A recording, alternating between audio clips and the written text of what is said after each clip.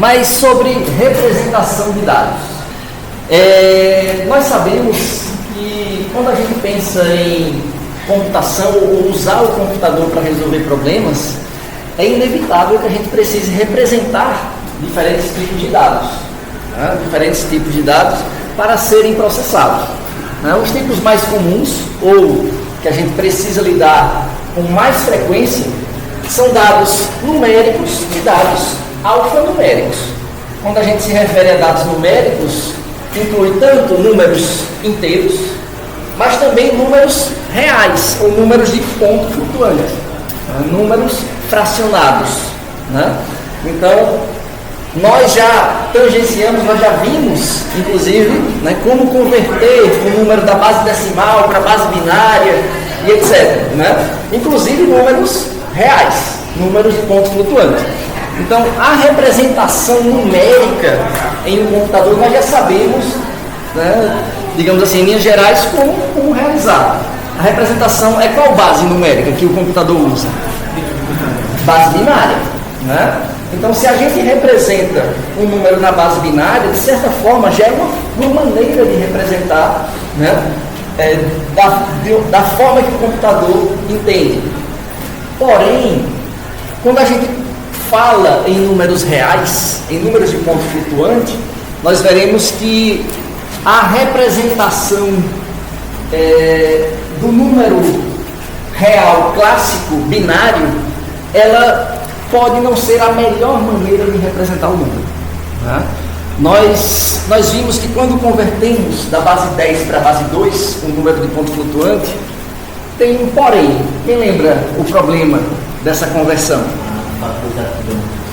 A exatidão ou a precisão dessa conversão nem sempre é aquilo que desejamos. Em outras palavras, um número fracionado, um número real exato na base 10, quando convertido para a base 2, nem sempre ou quase nunca dá exato. Ele sempre vai ter uma perda, uma aproximação, um arredondamento. Percebe? Então, quanto mais casas decimais, menor essa perda. Então, muitas vezes é necessário usar artifícios de representação para tentar representar o maior número possível de casas decimais. Então, a gente vai ver aqui formas de representar padronizadas pela I3E, né, para a representação justamente também dessas casas decimais. E além dos dados numéricos, temos também dados alfanuméricos.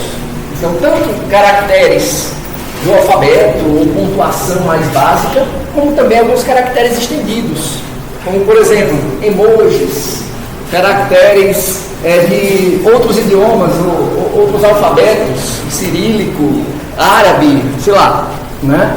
Então, a gente precisa se preocupar com toda essa diversidade de representação. Então, primeiro, falando um pouco sobre representação de números inteiros. Professor, representação de números inteiros? Mas números inteiros, binários, a gente já consegue, já é simples, é ou não é? Representação binária, vocês já estão mais que faixa preta, mas não porque não existe faixa maior que a preta, né? Mas vocês já estão craques na representação binária. Porém, existem também convenções ou artifícios de representação binária para facilitar a compreensão humana. Porque apesar do computador se dar muito bem com a representação binária clássica, que nós já estamos acostumados, converta tal número para base 2, divisões sucessivas, aquilo ali, para o computador não precisa melhor que isso, está ótimo. Mas só que para nós, seres humanos, qual é a nossa base que nós estamos acostumados? Base 10, a base decimal. Então, há convenções, especialmente uma convenção que a gente vai ver, que é a ABCD, né? Quase o ABCD, né? só que sem o A, a ABCD, que ela é uma convenção que tenta construir uma notação meio termo entre a base 2 e a base 10. E como assim? Tem a base 5? Não. Então, como é essa convenção? É uma representação binária, não deixa de ser binária. Então, BCD vem Binary Coded Decimal. Quer dizer, ela é binária, mas ela tenta fazer uma analogia com a base decimal. Se a gente pensar em um dígito decimal, Qual é o menor dígito decimal? Um dígito só. Qual o menor e qual o maior? Vai de quanto a quanto? Vai de 0 a 9. Na verdade, quantos bits eu preciso para representar de 0 a 9? 2? Já tem. 2? 4 bits. Né? 4 bits. Porque 3 bits eu chego quase. Eu bato na trave, mas não são suficientes. A gente precisa representar do 0 a 9. Então, se eu preciso representar do 0 a 9, eu preciso de 4 bits. Né? Então, o que é que a convenção BCD diz? Olha, eu preciso de 4 em 4 bits representar cada dígito decimal. Né? Então, se eu quisesse representar o número 8421, 8421 precisaria de quantos bits? Para representar o dígito decimal 8421, usando o BCD. Para BCD, oi? 16. Exatamente, não, 16. Por quê? Para cada dígito decimal, eu vou precisar de 4 bits. Ah, mas 4 bits dá para representar mais do que de 0 a 9. 4 bits dá para representar de 0 até quanto? Oi? Oi? Até? São 16 possibilidades, né? Então, 16 possibilidades. Eu preciso, digamos assim, representar esse de 0 a 15, na verdade, então 3 bits, na verdade, de 0 a 7, né? Então, representar esse de 0 a 15, mas eu vou desprezar todo o dígito que é maior do que 9, porque o BCD ele é feito para representar dígitos decimais, a convenção. Até poderia ser utilizada para hexadecimal, né? Até poderia. Ou qualquer base entre 10 e 16, né? Mas na verdade ela é usada para base 10, para fazer essa ponte. Então, para cada dígito, como é 8 na base 2? É 8, 4, 2, 1, né? Quanto é 8 na base 2? Em binário, Né? Oi? Não é 2 ao cubo, né? 8. Então, né? Então o 8 é 1, 0, 0, 0. Está lendo da esquerda para a direita ou da direita para a esquerda? Eu estou escrevendo da esquerda para a direita, mas lembrando que a enumeração tem que ser da direita para a esquerda. Eu estou lendo no meu binário normal, da esquerda para a direita. Né? Então, o 8 não é 2 ao cubo? Então, se a gente for enumerar da direita para a esquerda, seria 0, 1, 2, 3. Então, o primeiro bit tem que ser 1. Percebe? O 2 ao cubo, então é 1, 0, 0, 0. O 8. O 4. O primeiro da esquerda. 0, 1, 0, 0. O 2. 0, 0, 1, 0. E o 1, 0, 0, 0, 1. Percebe? Então, de 4 em 4 bits, a gente vai representar em cada 4 bits um dígito decimal. Então, é uma convenção, né? o BCD, mas é uma convenção que gasta mais ou menos recursos, mais ou menos bits para representar um dígito binário. O que vocês acham? Ele é mais gastador ou mais econômico? Eu acabo gastando mais, porque eu vou ter muitos dígitos que começam com 0. 0 à esquerda, o famoso 0 à esquerda. 0 à esquerda não é nada. Então, eu vou ter muito bit desperdiçado. Né? Então, a desvantagem dele é justamente essa. Então, do ponto de vista de hardware, para representar e utilizar essa convenção, já pensou para armazenar na memória RAM? Armazenar dígitos decimais na memória RAM. Eu vou desperdiçar muitos bits de memória. Percebe? Porque ele é uma convenção que gasta mais do que necessita. Né? Ele precisa de um quarto bit só por causa dos dois números, do 8 e do 9. Percebe? Então é um desperdício, não deixa de ser. Agora, o que é que vai acontecer? Digamos assim, qual a vantagem dele? O que é que eu ganho com ele? O que é que vai acontecer de benefício se eu adotar o BCD? São as operações, né? Oi? Operações. Mas as operações binárias não funcionariam com a quantidade de bits que a gente já... da conversão binária normal? Não é? Fica mais fácil de o famoso debug, né? De debugar o funcionamento do hardware, porque fica mais fácil do ser humano acompanhar o que está sendo processado. Porque para o ser humano é muito mais rápido eu converter 4 bits do que converter 32 bits binários e saber qual o número que está ali. Percebe? Então, se eu tenho 32 bits, é muito melhor eu converter de 4 em 4 e saber que cada 4 bits vai ser um dígito. Então, é muito melhor para o ser humano mentalizar a execução, ou depurar a execução, ou traduzir aquele valor numérico. Né? Mas a única vantagem é essa. Tanto é que ela não é adotada no hardware. Né? Não se tornou um padrão. Tá? Mas ela existe e precisa ser apresentada, até porque pode cair em uma prova ou um concurso que vocês possam fazer. Tá? É importante saber disso. Então, quando eu penso em converter para essa convenção BCD, para esse código binário BCD, é dígito a dígito. 35 é o dígito 3 e o dígito 5. 0011, 0101. Então, é dígito a dígito. Como ficaria? 9673. Oi? O 9, 1001, beleza. O 6, 0110. Ah, já está aqui, né? Não, mas aqui é só. Tá a conversão, o de 0 a 9, né? O 7, 0, 1. O 3, 00, 1. Então, a convenção, ela é muito fácil de ser mentalizada, até porque com a prática você acaba até memorizando, você nem precisa ficar olhando a tabela de conversão, porque simplesmente é uma potência de 2 pequena, 4 bits, é muito simples de ser memorizado, tá? Agora, a gente também pode ter essa necessidade de convenção, de mudança, digamos assim, do binário para o decimal. Né? Agora, note que quando a gente tiver cenários ou casos onde a gente não tenha múltiplo de 4, nesse caso, 1, 1, 1, 0, 1, 0, 1, 0, 0, 0, 1, 1, 2, 3, 4, 5, 6, 7, 8, 9, 10. 10 não é múltiplo de 4. Está errado não, pai. Não está errado.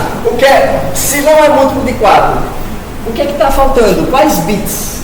Eu não representei, eu deixei implícito. Os zeros à esquerda? Os zeros à esquerda.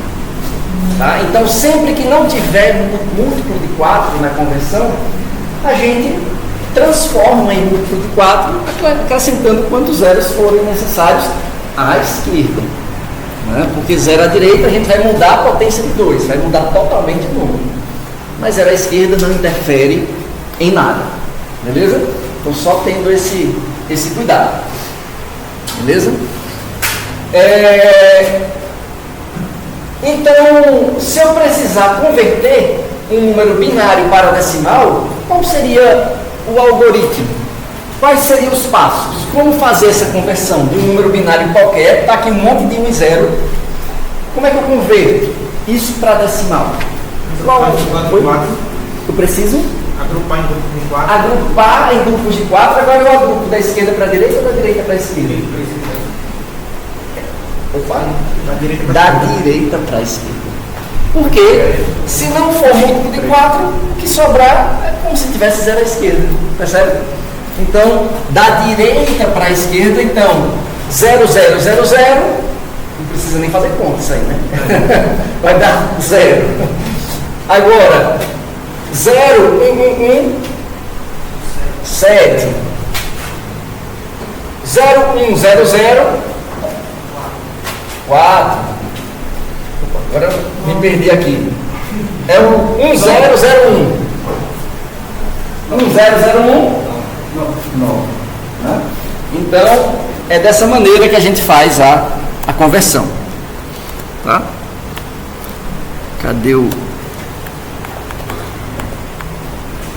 Professor, eu fiquei com dúvida quando o senhor falou que a gente adiciona, naquele caso, a gente deu o exemplo de 10 bits para adicionar 2 bits à esquerda. Isso. São 0 à esquerda. Certo. Se eu tiver 2 bits para representar o número 11, e aí vai ser o bit 1 para representar os 4 bits para representar 1 e o outro 4 bits para representar o outro 1. Certo. Aí no caso eu vou ficar com 0, 0, 0, 1, 0, 0, 0, 1. Isso. Ou apresentei, vou ficar só 11 e depois apresentei 9, 6, 10. Aí eu acho que dá bem certo. O dígito 11 na base 10, né? Para converter para BCD. Aí seria 0001, 0001. Mas pode ser que na questão os zeros à esquerda não fossem representados. Ficaria 10001. Entende? Ah, tá, ficaria só 5 bits. 5 bits. Ah. Se tiver representado com 5 bits, aí você agrupa da direita para a esquerda. Aí o primeiro grupo, 0001, é 1. E o segundo grupo, 1.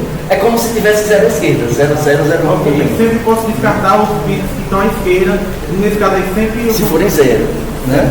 Se forem 0, pode descartar. Então, BCD, ele tem vantagem, ele é intuitivo. Para o ser humano é fácil a gente lidar com ele. Tanto para converter de decimal para binário, quanto de binário para decimal. É muito rápido o cálculo mental até dessa conversão. É simples, tá? Só que ele é estritamente numérico, né? Números inteiros. Então ele converte dígito a dígito. Então a gente precisa ver também outros códigos alfanuméricos, códigos que me permitam representar, né, uma escala de valores que vai além de 0 a 9, vai além dos dígitos numéricos, né, que possam também abranger os dígitos alfabéticos, né, ou até mesmo simbólicos, digamos assim. Vocês já ouviram falar de algum código para representar caracteres alfanuméricos? Opa, o mais famoso de todos, o ASCII, né? Então quem nunca ouviu falar do código ASCII, né? ASCII que é ASCII, né? Só citando a sigla, né? American Standard Code for Information Interchange, quer dizer, para intercâmbio de informação. Então, se eu tenho uma informação guardada na forma binária e eu quero permitir que essa informação binária seja compreendida por outra máquina ou por outro interpretador, digamos assim, eles têm que usar o mesmo código, né? Então, eles têm que usar a mesma maneira de codificar e decodificar. Então, basicamente, quando a gente pensa em um código ASCII, né, ela representa, né, na verdade, cada símbolo na forma de um byte. Desse byte ele usa 7 bits, né, para representar. Então, um byte é para representar um símbolo. Se ele usa 7 bits, quantos símbolos conseguem ser representados? Agora para você. Quantos símbolos conseguem ser representados em 7 bits? Vamos lá. Qual a conta que tem que ser feita? 7 bits. 9 vezes fora, Seria 2 elevado a 7. 2 elevado a 7. 2 elevado a 7 dá quanto? Aproximadamente 128. 256. Não. 256 seria 2 a 8. Então é metade disso. 128. 128, né? Seria do muito bem. 0 até o... Isso. Então, quando a gente pensa em representar, digamos assim, um símbolo ASCII, nós gastamos um byte, mas para ter combinações, possibilidades. Não é objetivo decorar e nunca será uma tabela ASCII ou de qualquer codificação. Até porque a gente vai ver tabelas aqui com padrões. Existem padrões que têm mais de 16 milhões de possibilidades. Então, nunca vai ser objetivo decorar isso daí, tá? Mesmo a tabela ASCII tendo poucas possibilidades, digamos assim, né? Mas se a gente olhar aqui, ó, por exemplo, ela consegue representar tanto símbolos seja a pontuação, exclamação, aspas, vírgula, cifrão, os números, né, de 0 a 9, e também consegue representar o sinal de maior que, menor que, interrogação, ponto e vírgula, alfabeto também, né, as letras do alfabeto, minúsculas e maiúsculas. Então, o código ASCII realmente ele tem o objetivo de ser, digamos assim, alfanumérico, o tradicional, o clássico. Né? Por muito tempo esse foi o único padrão. Por quê? Porque por muito tempo os computadores não tinham interface gráfica.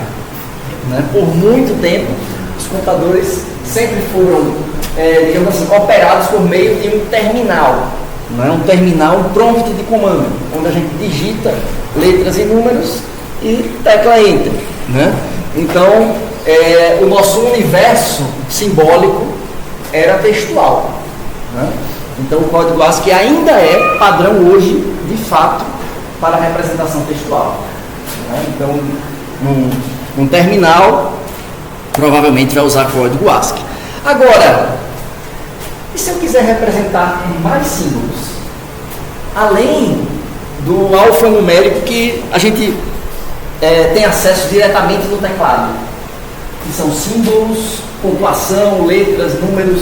Né? Se eu quiser mais, vocês já ouviram falar de algum outro padrão de representação que não seja o ASCII? Oi? Unicode. Quem aqui já ouviu falar do padrão Unicode? Com esse nome, Unicode. Já não é nem utilizado símbolos matemáticos para usar Tem símbolo matemático, tem emoji, tem um monte de coisa. Agora eu vou citar outro nome desse padrão, quer dizer, o nome, a sigla dele, melhor dizendo, UTF-8. Quem já ouviu falar de UTF-8? É o mesmo Unicode. Né? Então existe o UTF-8, o UTF-16. Né? Então, o que é que muda do UTF-8 para o UTF-16, por exemplo? O UTF-8, ele cria grupos de 8 bits, grupos de bytes. Você consegue representar dígitos com 1 byte, com 2 bytes, com 3 bytes ou até com 4 bytes. Imagine 4 bytes, quantos símbolos não dá para representar com 4 bytes? 2 elevado a muita coisa. Né? Agora, imagine o TF-16 em grupos de 16 bits, 2 bytes em 2 bytes. Então, eu não sei o que você consegue representar com isso aí. Você quer representar, sei lá, cada símbolo vai ser uma cidade do mundo, sei lá, não estou brincando, não sei se chega a isso tudo não. Mas é muito símbolo. Né?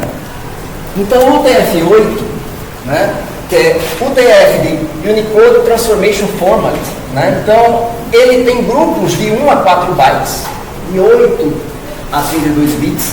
Então o UTF-8 não quer dizer que só usa 1 byte, não, isso não era ASCII. Mas é porque ele funciona em grupos de byte, né? Grupos de 8 em 8 bits. Então ele tem uma característica muito interessante. Eu disse que o código ASCII até hoje ele é padrão para caracteres alfanuméricos. Né? Aí você diz, mas professor, eu discordo porque quando eu crio um texto no editor de texto, hoje o padrão é o UTF-8. Mas o UTF-8 de 1 byte, ele é 100% compatível com o ASCII. Então, o UTF-8 de 1 byte é o código ASCII, sem tirar nem pôr. É o mesmo código. De forma proposital para garantir retrocompatibilidade. Tá? Então, o padrão UTF-8 ele acrescenta novos símbolos sem tirar nenhum símbolo do padrão ASCII. Tá? Então, se você usa 1 byte de UTF-8, ele vai representar exatamente a mesma combinação ASCII. Então, 127 símbolos. Tá? Já que é como 7 bits, né? E um deles é o 0, tá? Não é utilizado, digamos assim. Quando eu tenho 2 bytes, né, o UTF-8 com 2 bytes, ele representa apenas 2.048 símbolos. Quer dizer, ele não utiliza todas as combinações. Tem muitas combinações que são guardadas para o futuro, né, para outras utilizações, outras definições, outras versões do padrão. Tá? 3 bytes, 24 bits, Na tabela, o TF8 de 3 bytes são utilizados 65.536 símbolos. Tem mais 65 mil e tanto que não são usados. Por quê? Para futuro, não para extensões. Então não é utilizado de forma exaustiva. Deixa umas brechinhas ali para evoluções do padrão. Professor, tem nada a ver com um bit final? Não, com bit de sinal não, porque ele representa não só números. O bit de sinal é um dos símbolos, o hífen, que seria o sinal de menos, é um dos símbolos daquela tabela que já está no ASCII de um byte. Né? Então ele não se preocupa com a semântica numérica, de sinal positivo, negativo. Quem vai dar a semântica é se for uma codificação de representação numérica. Tá? Mas como essa aqui é alfanumérica, ele quer representar símbolos. Só para representar símbolos mesmo. E de 4 bytes representa 2.097.152 símbolos na tabela. Mas só que se a gente for colocar 2 elevado a 32, vai dar muito mais do que isso. Então tem muito mais espaço não utilizado do que utilizado. Mesmo assim, tem mais de 2 milhões de símbolos. É muito simples. Né? Então dá para o alfabeto de qualquer língua que você quiser. Cirílico, árabe, qualquer coisa. Dá para emoji que você ainda nem inventou. e dá para muita coisa. Então, quando a gente lida com emojis, a versão do TF8 que já contém emojis, que é utilizado no WhatsApp e nesses aplicativos de mensagem, é o TF de 4 bytes. Então, uma mensagem do WhatsApp vai gastar mais espaço na memória, porque cada caractere utiliza 4 bytes para ser representado. Cada letra da mensagem vai utilizar 4 bytes, tá? Porque ele vai estar preparado para emoji e para tudo mais. Então, ele vai guardar esses símbolos. Não é? Só para ter ideia, o TF8 de 2 bytes, ele já tem alfabeto árabe, já tem alfabeto romano, já tem um monte de coisa. Então imagine quantos símbolos tem no de 4 bytes. Esses 2 milhões e tantos de símbolos realmente são muitos símbolos. Né? Até aqui, tranquilo? Pronto. Então, o que eu queria até então deixar como recado, nós ainda veremos agora, daqui a pouquinho, como representar números reais de uma maneira mais precisa, tentando reduzir essa margem de erro, ou representar da maneira com a maior quantidade de bits possível de forma econômica, sem gastar tantos bits de memória. Né? Assim, como assim, professor? Então, para ter 32 bits de precisão, não vou precisar gastar 32 bits. Não. Tá? Então, a gente vai ver maneiras de representar otimizadas já pensando em pontos flutuantes, pensando em números reais. Mas antes disso, eu queria que ficasse qual a mensagem principal, qual o recado principal dessa parte de representação de dados. Né? Essa representação de dados, ela tem como um dos grandes propósitos, ou o principal propósito, representar símbolos diversos que o computador consiga interpretar, né? Consiga codificar e decodificar, consiga intercambiar, trocar dados de um computador para o outro. Eu faço em um e no outro computador eu consigo visualizar os mesmos símbolos. Tá? Só que quando eu consigo tipificar esse símbolo, por exemplo, é um dígito numérico, aí eu já tenho uma precisão semântica a mais em relação àquele valor, aquele dado. Né? Eu consigo, como o João falou aqui, a questão do sinal. Então, quando é um número, eu consigo ter uma ideia se ele é positivo, se ele é negativo, então eu vou precisar ter bit de sinal. Percebe? Então, a preocupação quando eu lido com o número, ela traz problemas ou dilemas ou pontos a serem resolvidos específicos daquele número. E agora a gente vai falar um pouco sobre números reais, sobre a representação específica de números de ponto flutuante. Quando eu penso em representação de dados, é a forma como os dados fluem nos barramentos do computador, tá? Ou também são armazenados em memória, na memória cache, como eles são processados. Então, sempre vai acabar sendo algo binário, tá? Mas, quando eu penso em ponto flutuante, todo número de ponto flutuante, ele tem duas partes. A parte inteira, que a gente já sabe como representa, e a parte fracionada, né? A parte flutuante, efetivamente, né? Então, quando a gente usar o termo flutuante, é sinônimo de parte, digamos assim, fracionada do número, aquela parte que não é inteira, depois da vírgula. Tá? E uma das maneiras que nós já vimos, né, desde o ensino médio, a representar números de ponto flutuante, claro que nós vimos na base 10, nós vimos algo chamado notação científica. Quem lembra o que seria notação científica? Quem poderia explicar com poucas palavras? O número que chamava base 10 é elevado a Perfeito. Então, a gente tem uma representação com a notação científica, a gente tem uma representação onde a gente tem um número relativamente pequeno e a gente representa esse número multiplicado por uma potência de 10. Então, o número π, por exemplo, 3.14, é uma dízima, né? 3.14 vezes 10 elevado a quanto? Oi? Peraí. O π. É quase uma pegadinha essa pergunta. A zero, rapaz, muito bem, porque π não já é 3.14? Então, é vezes 1. Vezes 1 é 10 a 0. Agora, se eu colocasse o π é 0,314 vezes 10 elevado a quanto? A 1. Eu não estou me referindo ao mesmo número, não é? Ao mesmo número. Então, a notação científica, ela me permite representar o número multiplicado por uma potência na base numérica que eu estou representando. Tá? Então, nós vimos notação científica na base 10.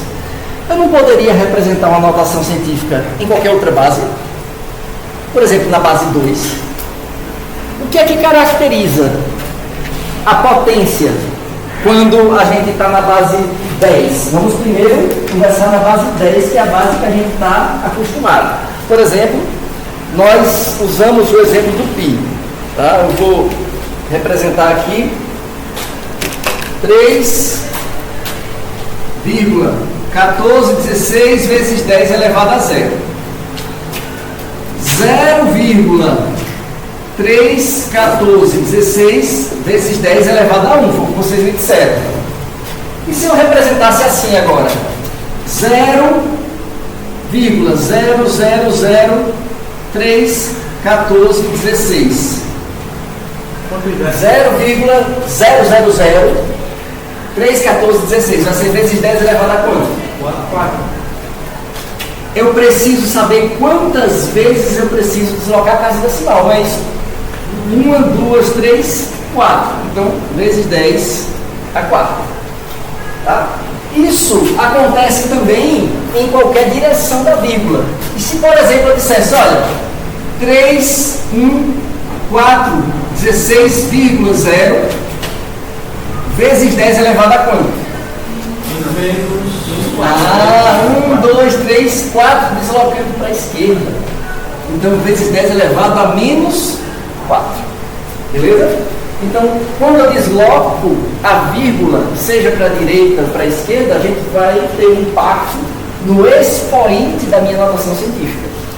Tá? Quando eu desloco para a direita, a vírgula, para poder representar o número, quando eu preciso deslocar para a direita, então o meu expoente precisa ser par. Quando eu preciso deslocar para a esquerda, é sinal que o meu expoente precisa ser par, não, ser positivo. Quando eu preciso deslocar para a esquerda, é porque o meu expoente precisa ser negativo. Beleza? Tranquilo? Só relembrando, né? Então, quando a gente pensa em ponto flutuante, a gente representa na forma de notação científica. É uma maneira muito breve de representar várias casas decimais, porque eu posso colocar o expoente que eu quiser. Então, com o expoente 23, eu tenho 23 casas decimais aqui, percebe? Então, é algo que me permite representar bem esse tipo de notação fracionada, né, de ponto flutuante.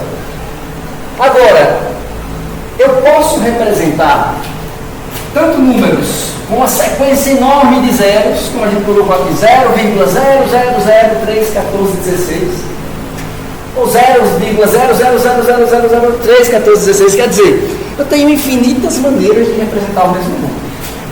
Agora, existe uma forma chamada maneira normalizada. A forma normalizada é quando a gente vai garantir que o dígito mais significativo ele não é zero.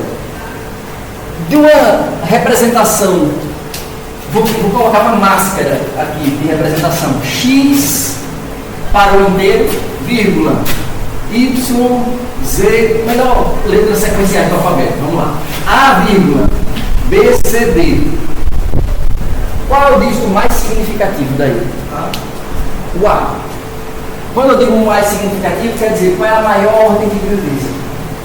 Qual é o maior valor representado por cada dígito? É o A. Não é verdade? Porque ele é inteiro, os demais são fracionários, são casas decimais. Né? Então, quando a gente diz que um número está normalizado, quer dizer que o dígito mais significativo dele não é zero, porque ele não vai ter zeros à esquerda de tudo, percebe? Ele não vai ter dígitos irrelevantes à esquerda, ou que estão ali só para aumentar o expoente, né? Percebe? Então, o que a gente vai adotar como premissa, porque nós estamos caminhando para a representação padronizada de pontos flutuantes proposta pela I3E. Então, primeiro, é um tipo de notação científica e essa notação científica é normalizada. Tá? Se ela é normalizada, quer dizer que eu não posso ter representação onde o dígito mais significativo é zero. Então, a parte inteira não pode ser zero. Tá? Então, se é, digamos assim, o 3,14 do pi, então eu vou ter que começar com 3. Tá?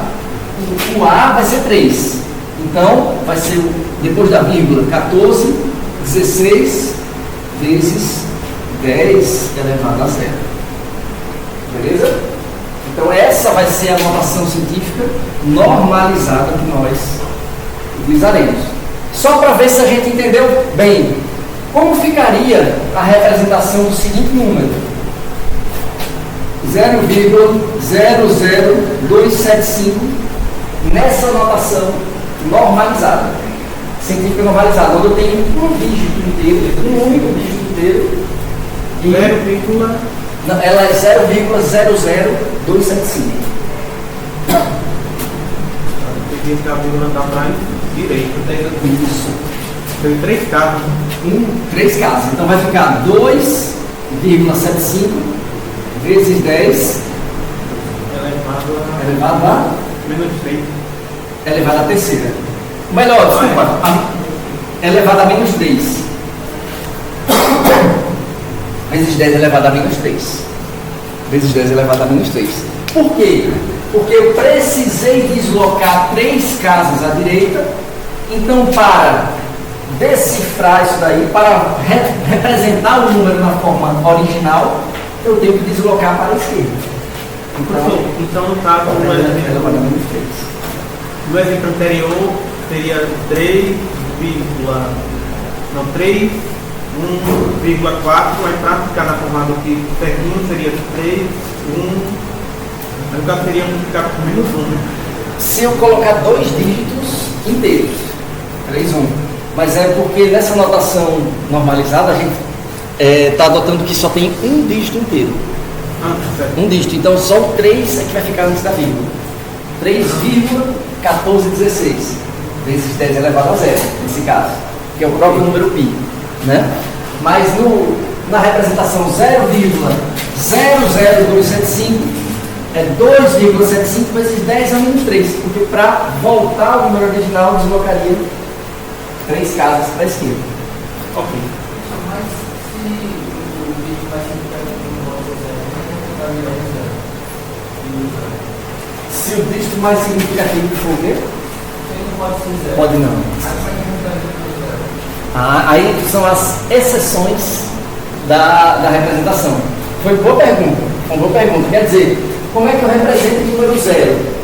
Né? São as exceções que a gente tem. Então o número zero ele pode ser representado, né? Mas ele pode ser representado da forma de monte de zero. Né? Então existe essa possibilidade. Beleza. Então vamos lá. Agora, se a gente tem o seguinte número: 3852,75. Como é que ficaria na notação científica normalizada? 3852,75. Oi? 10 a menos 3. De cara, eu vou precisar mover essa vírgula para depois do 3, né? Então, vai ter 10 elevado a alguma coisa. É menos 3? Se eu vou mover a vírgula para depois do 3, eu tenho o número original, 3852,75. Então, para normalizar, vai ficar 3,85275 vezes 10 elevado a quanto? Seria menos 3? Ou seria 3? Mais 3. Oi? Mais 3. Mais 3 ou menos 3? Tem votos para mais 3 para menos 3. Vamos ver para a mão passando agora. Mais 3. Oi? Menos 3. Quem acha que é menos 3, levanta a mão. Peraí. Mais 3. Quem acha que é mais 3? Mais 3 ganhou. Mais 3 ganhou. E é mais 3 mesmo. Por quê? Porque olha só, o número original é 3.852,75. Então você precisa multiplicar por 1.000 o 3,852 para ele virar 3.852, entende? Então, o que gera confusão, eu entendo, e é bom a gente exercitar isso, porque realmente dá um nó, porque para converter eu desloquei para a esquerda. E parece que o nosso cérebro já está acostumado, deslocou para a esquerda é negativo. Mas na verdade, o expoente tem que pensar na decodificação. Para voltar ao original, eu vou deslocar para a direita, então é positivo. Percebe? Então, ó, o 3852,75 vai virar 3,85275 vezes 10 ao cubo. Porque para decodificar, eu vou deslocar a vírgula 3 casas para a direita. Entende? Então, é pensando nesse complemento. Então, a notação que a gente vai ver agora é uma notação que cai bastante em prova de concurso, quando pensa em representação de dados numéricos, porque é a notação que é padrão de fato. Ela é usada até hoje e é o único padrão mesmo usado para a representação de pontos flutuantes. Quem representa bem, quem que ganha não mexe, para que mudar? Né? Então, o padrão em 3S é 754, né? Então, em geral, é o padrão utilizado em qualquer processador, seja CISC ou RISC. Né? E esse padrão, ele tem duas variações. Né? É como diz um amigo meu, o bom de um padrão é ter muitos, não é o ruim. Né? Ele falava isso com as tomadas. O bom do padrão de tomada do Brasil é porque temos muitos padrões, então na verdade o negócio não entra. Precisa de adaptador. Então, mas assim, o padrão ele precisa ser padronizado, obviamente.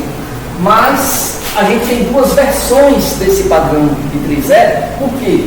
Porque dependendo da precisão necessária, a gente pode se dar o luxo de gastar mais bits ou menos bits de memória. Você tem um padrão que é extremamente preciso, sei lá, usa 64 bits para representar um número. Isso pode ser bom, mas pode ser ruim. Se eu quiser representar um número, sei lá, em 2 casas decimais, 64 bits pode ser demais, pode não ser, né, digamos assim, economicamente viável. Eu vou gastar muita memória, eu faria o mesmo efeito gastando metade, né? Então, por causa disso, o padrão I3E 754 ele tem como precisão única, onde, né, ele vai gastar 32 bits, e precisão dupla, quando ele vai gastar 64 bits, né, ao todo, né?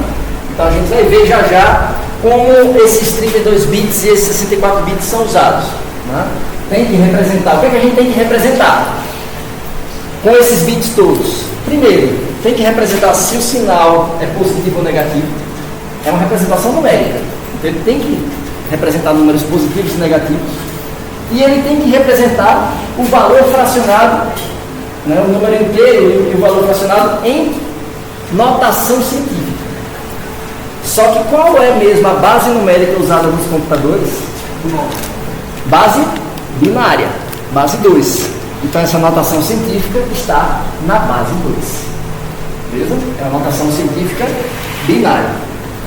Então basicamente tem um bit de sinal, tem o valor de um numérico da fração e uma potência de 2, vezes 2 elevado a alguma coisa. Então sempre vai ser assim. Tá? Então como é essa representação? O primeiro bit, seja na precisão dupla ou na precisão simples, o primeiro bit é de sinal. Um bit só e é suficiente para representar o sinal? Quantos sinais a gente tem? 2. Então, um bit é suficiente. Tá? O 0 é positivo e 1 é negativo. É a convenção. Tá? E, em seguida, tem uma representação do expoente. Esse expoente ele é representado de uma maneira bem particular, bem peculiar, que ele chama de polarizado. Tá? Já a gente vai ver o que isso significa. Né? Não quer dizer que é polo sul e polo norte, não. Mas tem uma representação do porquê ele é polarizado. Tá? Então, e é bom a gente entender bem isso daí. Né? Não tem que decorar. Se você tentar decorar, eu tenho certeza que quando você for resolver na prova, tem mais chance de errar do que de acertar. Porque é muito detalhe para decorar e você acaba tendo muita chance de escorregar em um deles. Agora, se você entender o porquê disso daí, você não erra de forma alguma. Mesmo que a questão te induza ao erro, você descobre o erro na questão, mas não erra. Né? Porque você entendeu. Então, basicamente, nós temos 3 representações, 3 partes. O primeiro bit é o sinal, positivo ou negativo. Depois a gente precisa representar o expoente e a fração, os dígitos. Né? Então, por exemplo, 3,85275. Tá? Então, se a gente pensasse, não estou falando do padrão I3E ainda, só para fazer uma analogia do que a gente já viu de números, quais as preocupações que a gente tem que representar nesse cara, se fosse trazer para perto da representação I3E. Bit de sinal, 3,85275. Já está normalizado para uma notação científica. Isso vezes 10 ao cubo. Então, é positivo ou negativo esse número? Positivo. O primeiro bit vai ser 0. O primeiro bit já seria 0. Vou colocar aqui para não apagar. Depois ele tem alguns dígitos. Tá? Como a gente está falando aqui de casa decimal, de base 10, a gente não tem como deduzir qual é o primeiro dígito. Eu sei que só tem um dígito inteiro e não é 0. Se é um dígito e não é 0, no caso da base 10, a gente tem ainda, né, digamos assim, 9 possibilidades, do 1 ao 9, nesse caso aqui é 3, tá? Então a gente representaria 3, 8, 5, 2, 7, 5, que seria a representação numérica, que aqui ele chama de fração, representação numérica. E qual é o expoente da notação científica? Se é 3,85275 vezes 10 ao cubo, qual o valor do expoente? 3. Então, na representação do expoente, a gente vai ter que, de alguma maneira, que ele chama polarizado, representar esse valor 3. Beleza? Então, quando eu quero representar um número no padrão I3E, ele vai ser representado o sinal, o valor do expoente e o valor do número que está sendo multiplicado por aquela potência. Tá joia? Então, detalhando um pouco, agora já entrando efetivamente no padrão I3E, lembrando que é binário, tá? Representação binária. Então, nós temos essa representação. Aqui eu vou me ater mais na representação simples, de precisão simples, não na precisão dupla. O funcionamento é exatamente o mesmo. Só vai mudar a precisão, a quantidade de bits que eu uso para representar o sinal, ou o sinal não, sempre o expoente ou o número. Tá? Então, olha só. Primeiro bit é sinal. 0 positivo e 1 negativo. Tá? O segundo conjunto de bits eu tenho para representar o expoente. Na representação de precisão simples, são 8 bits para representar o expoente. Qual o detalhe? Porque ele precisa ser polarizado. O que é esse polarizado? E mais importante do que o que, para que eu preciso dele? Né? O polarizado, ele quer dizer que o meu expoente, ele pode ser muitas vezes positivo, não é verdade? Mas o expoente também pode ser negativo? Sim, pode. Então ele precisa de uma maneira simples, uma maneira computacionalmente eficaz, rápida, de representar qualquer valor de expoente nesse universo negativo e positivo. Então, se eu tenho 8 bits, eu consigo representar de quanto a quanto. Se eu quiser representar números positivos e negativos, eu vou usar efetivamente quantos bits? 7. 128. Não é verdade? Então, 7 dá 128, né? Então, seria como menos 128 a mais 128, mais ou menos. Não é assim? Se a gente for, ou 127, menos 127, mais 127. Né? E o zero, aí representado duas vezes. Né? O zero negativo e o zero positivo. Né? Pensando que a gente vai usar um bit de sinal. Né? Então, essa representação polarizada é justamente para a gente usar como referência um certo valor, e a partir do que eu coloquei no valor do expoente, eu já detecto se ele é positivo e qual o valor positivo, se ele é negativo e qual o valor negativo. Então, como o I3E fez? Ele poderia ter feito de várias maneiras. Ele poderia considerar o primeiro bit do expoente como sinal, e a partir daí representar um valor positivo, e o sinal aqui ser o que indicaria se ele era positivo ou negativo. Mas ele não quis fazer assim. Foi? Ou seria diferencial? Ele vai diferenciar, isso. Aí você poderia gerar confusão, um bit de sinal do número, um bit de sinal do expoente, assim, ficou muito sinal, ficou complicado. E para evitar esse tipo de confusão, ele deixou só um bit de sinal geral do número. E para a representação do expoente, seja positivo ou negativo, ele disse, vamos usar polarização. Então, o que é polarização? Eu sei que tem um valor linear, de acordo com a quantidade de bits. Se eu tenho 8 bits, o meu maior número positivo, se eu quiser representar tanto positivo quanto negativo, vai se ater a 8 bits menos 1. Beleza? Então, 2 elevado a 8. Desculpa, a 8 menos 1. 2 elevado a 7. 128. Só que eu tenho que representar o número 0. O zero conta. Oi? De 0 a 127. Então vai de 0 a 127. Beleza?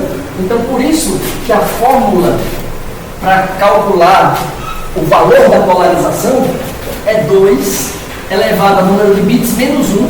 Então 8 menos 1 dá 7. Menos 1, que é o valor do zero.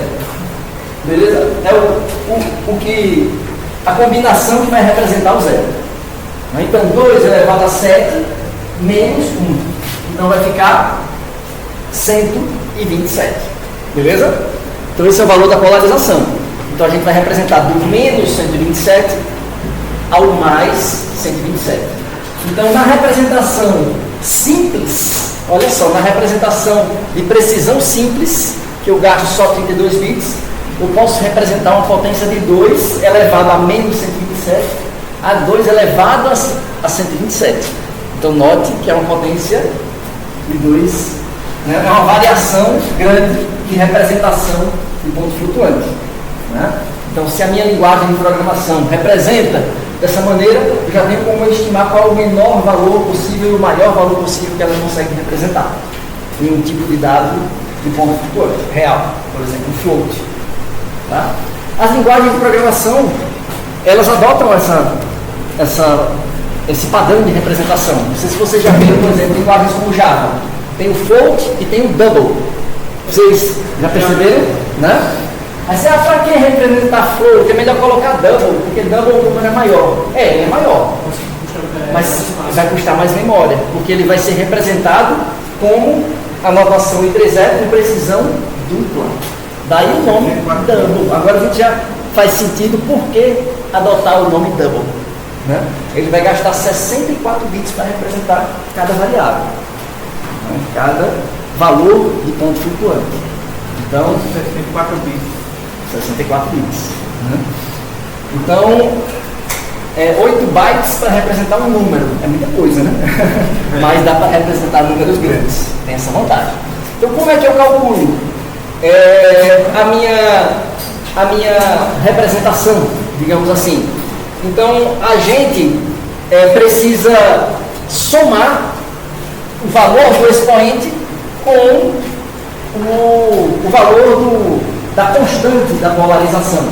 Então, se eu quiser representar um número 1, se eu quiser representar 10 elevado, ou 2, né? Desculpa, 10 não, 2 elevado a 1, o valor do meu expoente vai ser 1 mais 127. Tá? Se eu quiser representar 2 elevado a 0, o 0 do expoente, se eu quiser dizer que o valor do expoente é 0, o que é que eu preciso representar? 0 mais 127. Aí eu represento o valor 127 em binário. O valor 127 em binário vai representar 0 no expoente. Esse é o segredo da polarização. Então, o 127 você sempre soma ao valor do expoente. E na hora de decodificar, você subtrai, né? Então, esse é o valor do polarizado. Se eu quisesse representar 2 elevado ao cubo, 2 à terceira potência, qual seria o valor do meu expoente na representação de dados? Foi 3 mais 127, 130. Então eu represento 130 em binário. E eu já sei que vai ser 3 positivo. E se fosse 3 negativo? 2 elevado a menos 3. 127 mais menos 3. Né? Eu tiro 3. Então 127 menos 3, 124. Então eu vou representar 124 aqui como expoente. Isso vai ser interpretado pela representação de dados como um expoente menos 3. Ficou claro essa lógica? Então, ele usa a polarização como forma de representar números na escala do negativo ao positivo, onde o valor da polarização representa 0. Beleza? Então, se for um número menor do que o valor da polarização, é um número negativo.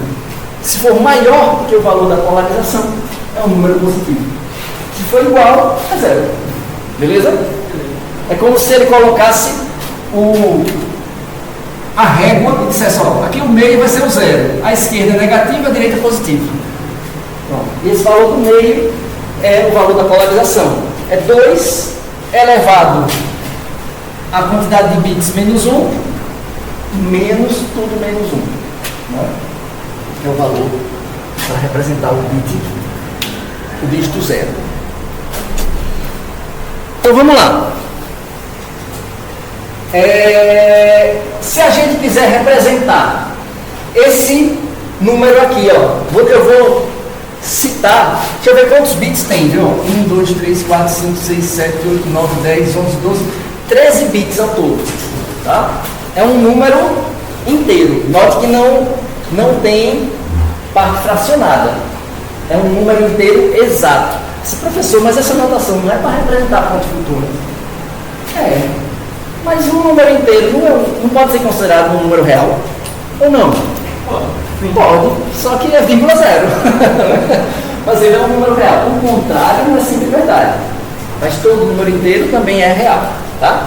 Então, o número 10110100010001 são 13 bits. Todos inteiros. Né? Como é que eu representaria na notação em 3E? Na notação de ponto flutuante? Primeiro, precisa ser notação científica normalizada. Então, o que é normalizada?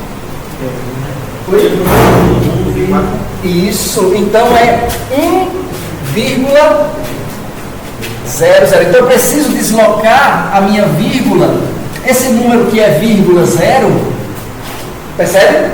Ele precisa ter a vírgula deslocada para deixar o bit significativo sendo apenas o número 1. Qual a sacada do padrão em 3E? Olha só. Quando a gente vai representar uma notação científica normalizada, não vai ter só um dígito na parte inteira. Um dígito na parte inteira. Esse dígito, ele, no caso da representação na base 10, se ele é inteiro positivo, eu já sei que ele não é zero, mas aí ele poderia ser 1, 2, 3 até o 9.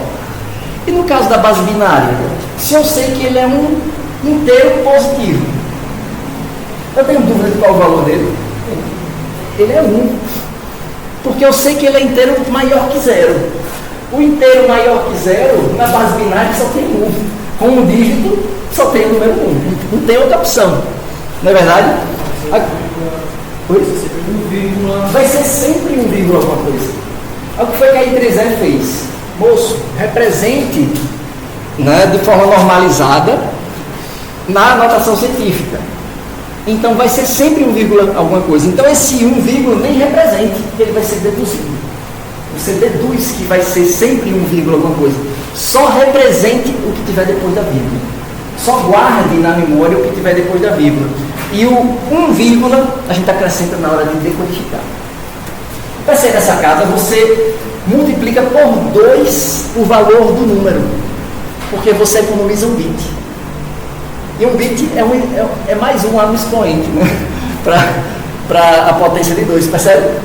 Então é uma sacada interessante, porque você guarda a mesma informação de uma maneira econômica, economizando um bit em cada representação numérica. Então, o número 10110100100001, então são 13 bits, 13 dígitos. Para eu deslocar a vírgula, para deixá-lo com 1, e o restante 0, 1, os outros 12 dígitos, né? Eu precisei deslocar a minha vírgula para a esquerda 12 vezes. O número não tinha 13 bits, eu fui deslocando para a esquerda até deixar só o 1 antes da vírgula. Ficou 1, e o restante. Vezes 2 elevado a quanto? A 12. Porque eu precisei deslocar 12 vezes. Beleza? Tranquilo? Então, como é que eu vou representar esse valor na notação em 3E? Lembre que eu tenho sempre 3 partes, 3 preocupações. Qual é a primeira? Se é positivo ou negativo, o sinal. Então, o meu sinal vai ser quanto? O meu sinal, oi? O meu sinal vai ser 0, é positivo. Além de representar o sinal, o que eu preciso representar também? Oi? Eu preciso representar o expoente. E aí, qual o valor do meu expoente? Eu quero representar 2 elevado a 12. Então eu quero representar 12. Só que, como é a representação polarizada? 12 mais 127. Muito bem. 12 mais 127 que dá 139. E a representação vai ser 10001011 do 139. Tá? Então, não precisa decorar, é entender o porquê. Que aí a gente tem que usar a calculadora lá e vai convertendo. Tá? Então, eu quero representar esse número vezes 2 elevado a 12. Então o valor 12 polarizado vai ser 12 mais 127, que dá 139. Beleza? E representa 12 positivo. É? Tranquilo? Qual tempo para usar esse expoente polarizado ao invés de uma mais ou menos normal? Porque eu posso precisar representar números negativos. Mas não teria usado exatamente dois. Eu poderia, mas eu precisaria de um bit a mais para diferenciar quando é que eu vou precisar do complemento de 2 ou não. Quando é que o número já está positivo ou já está negativo. Eu precisaria de um bit de sinal para dizer se ele é positivo ou negativo. Entende? Nesse jogo fica o 127 com 0, se tiverem abaixo de 127 vai ser o negativo e acima de 127 positivo. Vai ser os positivos. Exatamente. Exatamente. E o que é que eu preciso representar na minha parte fracionada? Já que o 1, eu não preciso, porque é sempre 1, alguma coisa. Né? Qualquer dígito, qualquer número, com exceção do 0, vai ser sempre 1, alguma coisa. Vezes 2 elevado a outra coisa. O expoente, o expoente a gente já representou. Agora, como é que eu vou representar o meu número? Qual parte eu preciso guardar na memória do número? O que está depois da vírgula. Porque a inteira vai ser sempre 1, e mais nada. Percebe? Porque se ele está normalizado, ele só tem um dígito maior que 0 na parte inteira. E como a base é binária, o único dígito maior que 0 é 1. Então ele vai ser sempre, sem exceção, né? Quando for um número maior que 0 ou menor que 0, ele vai ser sempre 1, um conjunto de bits vezes 2 elevado a alguma coisa. Né? Se for um número menor que 0, né, o sinal vai ser negativo. Se for um número maior que 0, o sinal vai ser positivo. Né? Mas é sempre essa representação. Então, o que eu guardo na minha memória é o que está depois da vírgula. É o 0, 1, 1, 0, 1, 0, 0, etc. Então, o que está depois da vírgula é que a gente precisa guardar.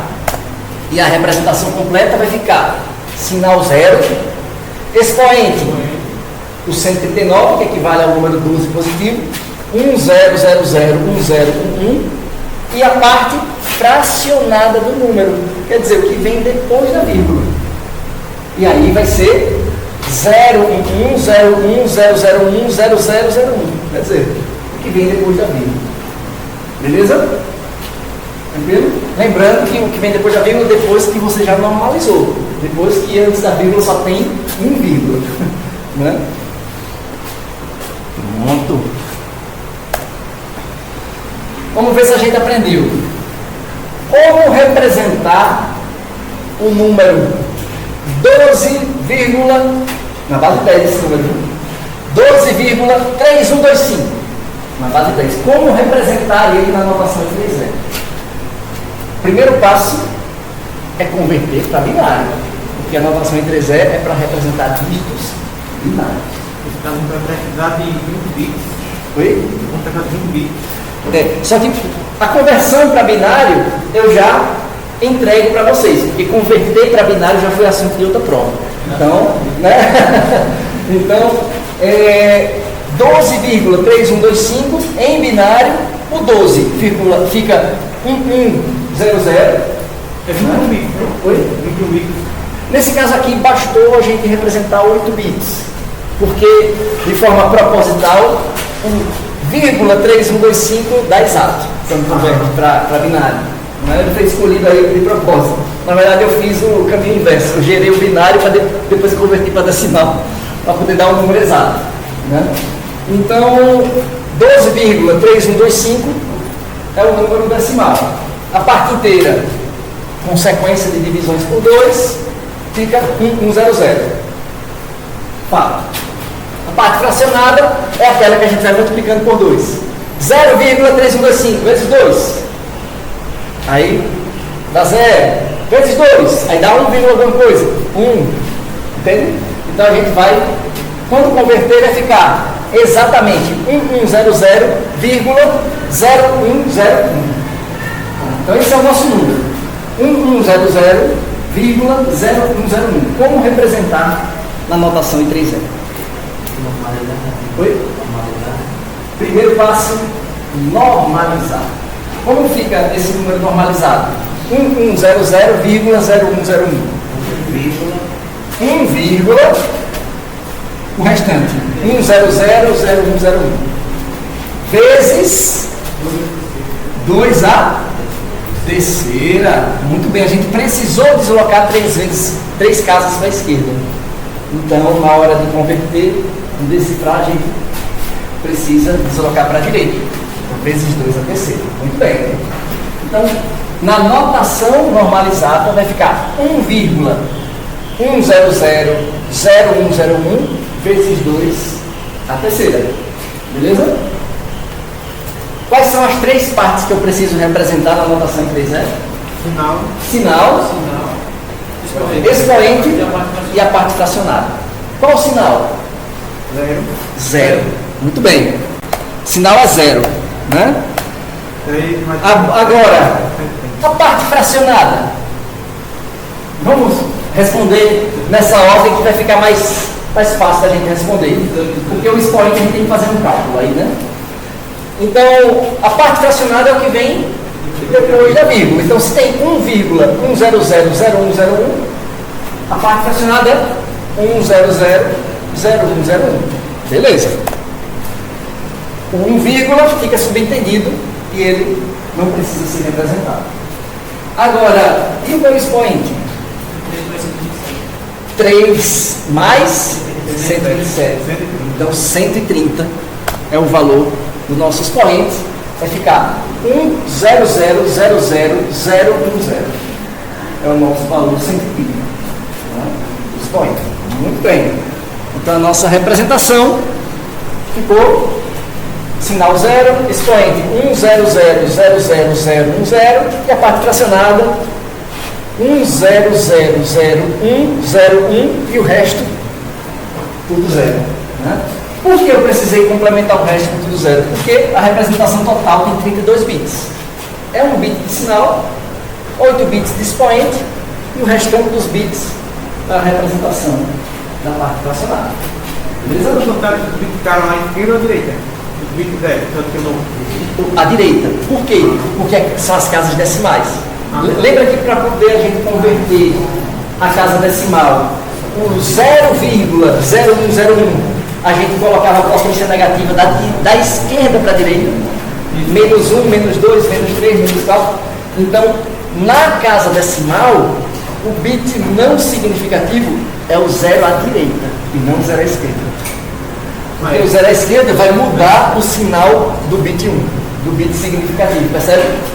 Né? Porque quando a gente vai converter aqui, ó, para converter de binário para decimal, só revisando, o 100,0101. O 100, eu começo o sinal, o expoente 0, 1, 2, 3. Depois negativo. E nas casas decimais, ele vai negativo da esquerda para a direita. Menos 1, menos 2, menos 3, menos 4 e assim vai. Né? Então, se eu acrescentar zeros à esquerda em relação à casa decimal, eu vou mudar o expoente dos meus bits 1. Então eu vou mudar o valor. Certo? Então, se eu quiser acrescentar zeros e não interferir no resultado, eu preciso acrescentar, no caso da parte fracionada, acrescentar zeros à direita. Aí eu não vou alterar o valor do número, né?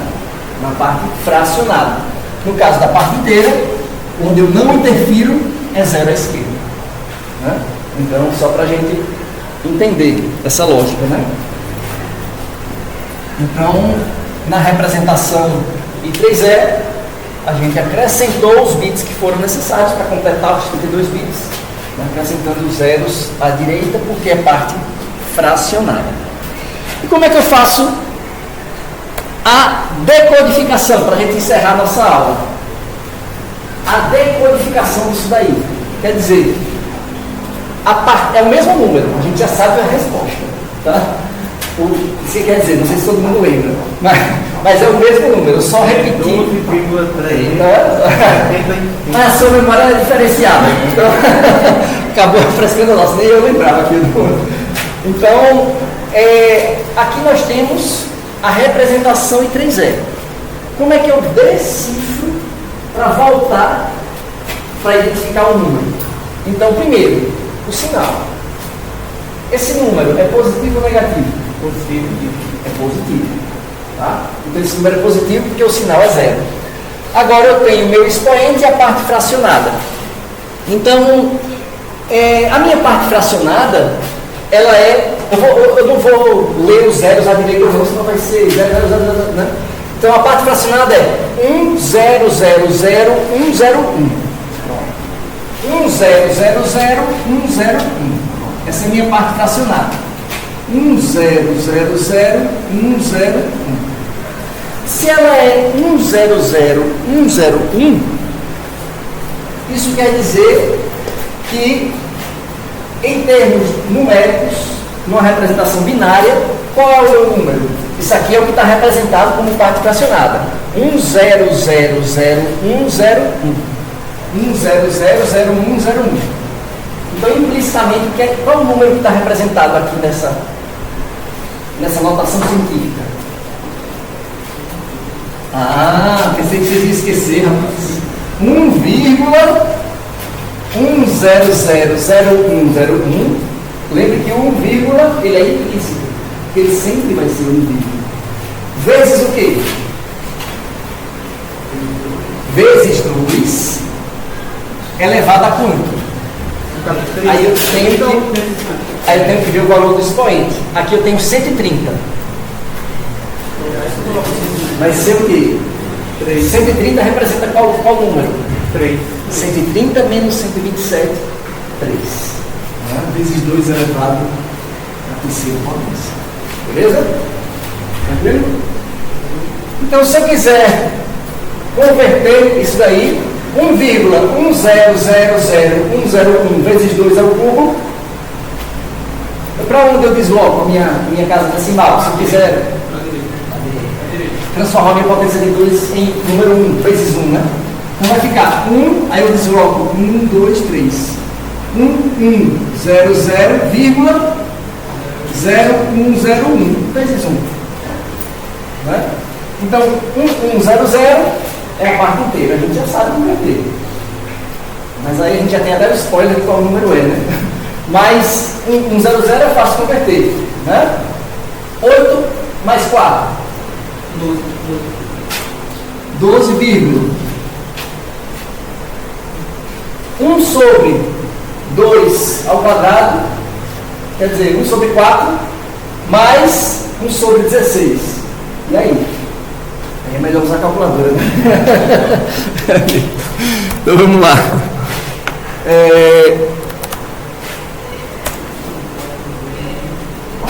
1 sobre 4 dá 0,25. 1 sobre 16 dá 0,0625.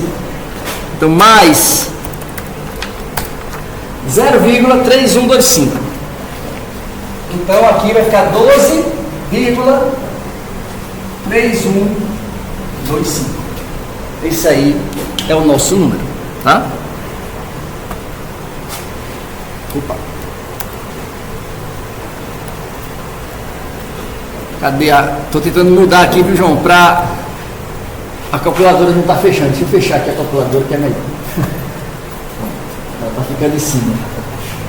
Então, na verdade, a gente, sabendo da nossa potência, a gente consegue, né, calcular que o nosso dígito é 3125, fazendo exatamente o mesmo cálculo que a gente fez aqui, tá? E a gente fica por aqui. Alguma dúvida, pessoal?